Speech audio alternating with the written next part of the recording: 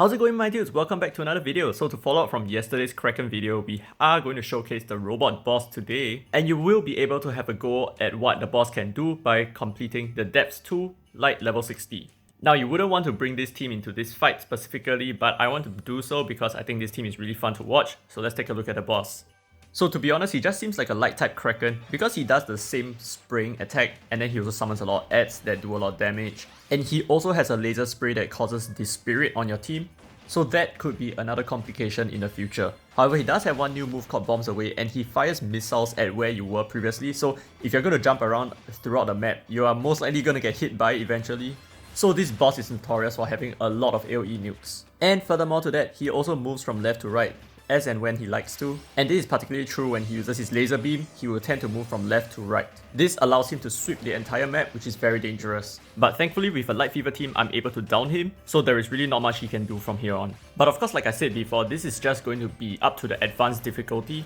His movesets may greatly change, especially when his godly version comes around. So I think the main issue right now is just to handle his Dispirit, right? But of course, this is only true for players who are new. But if you're an experienced player who have already cleared all kinds of content, you would be able to defeat this boss without any issue at all. In fact, I think from the previous video, a lot of you guys actually suggested to just one-pun the Kraken, which is true because Kraken just stays there and he's one-punnable. But for this boss, he tends to move, right? So if he moves from the start, which I don't think he's going to move from the start, you can use certain kinds of one-punch setups to specifically target moving objects. If not, your standard Mura Elia comp is going to work. So I'm going to show you a couple of teams that will handle a moving target. Let's check them out.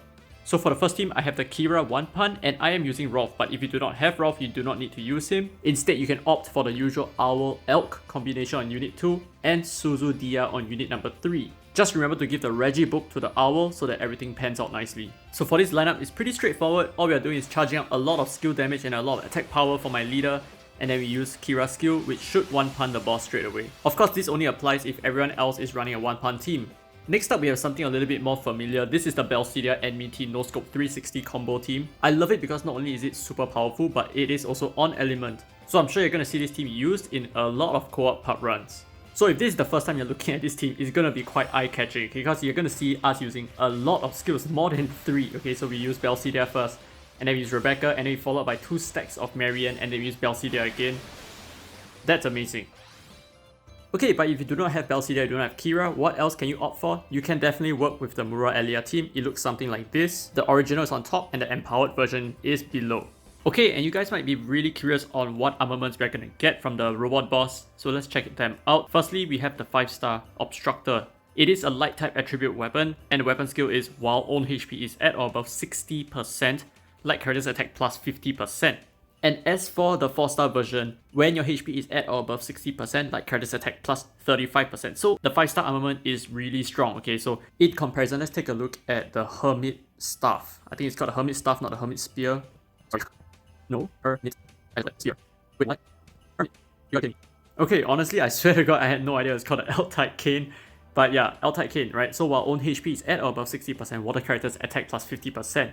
It is equivalent to this armament. So just like how this armament is very powerful for your water team, the light version of it is going to be super powerful for your light fever team, right? Because while your own HP is at above 60%, which is very manageable using a light fever team, light characters attack plus 50%, which is really good for direct attack damage. Of course, this armament is highly usable for a skill damage team as well, but I think it shines a lot better in terms of light fever, where your HP is generally pushed up above 60%.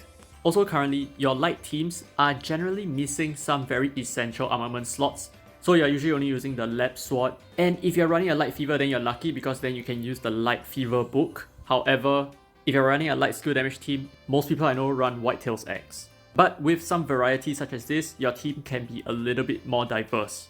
So that will be all for this video. Thank you so much for watching. This boss drops on the 8th of December. I'm pretty excited for new content, and I hope you are. This has been free to play, by the way, and as always, I will see you in the next video.